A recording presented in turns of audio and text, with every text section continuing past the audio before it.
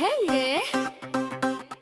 अरे राजा जी सुन ना बात, तोहरे बिना न कटे दिन रात, पहिल नजर में ऐसन जादू कइल, चोरी चोरी दिलवा अपना बना ले हल। दिलवा धड़केला तोहरा नाम से, नजरिया मिले त मुस्काइल शाम से। अरे राजा जी कैसन जादू कैलाश,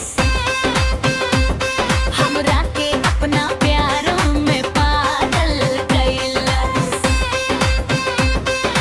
गोरी चुनरिया हवा में लहराए, तोरा के देख के मनवा शर्माए। पायलियां बाजे छन छन छन, तोहरे ख्याल में खो जाला मन। फोनवा में तो हार फोटो देखी, चुपके से मीठ मीठ सपना से की।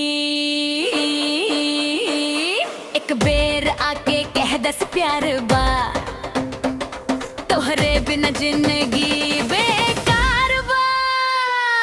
दिलवा धड़केला तोहरा नाम से, नजरिया मिले त मुस्काइल शाम से।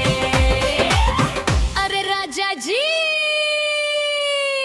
कैसन जादू कैलाश,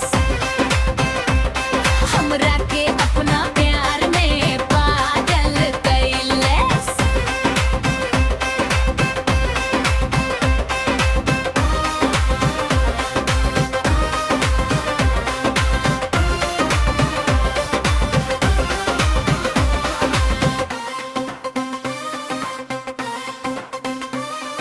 सावन के फुहार में भिंजे बदनवा, तोहरे संग नाचे चाहेला मनवा। चूड़ी खन के झुमका डोले, तोहरे खातिर दिलवा बोले। तोहरे से रूठी तमन ना माने, तोहरे बिना के हूँ न पहचाने। हंस के जब तू हमरा के देख, दिलवा हजार बेर धड़के। दिलवा धड़केला तोहरा नाम से, नजरिया मिले तो मुस्काइल शाम से। राजा जी अब छोड़ सना हाथ, तो है संग बितावे के बा पूरा रात दिन के साथ।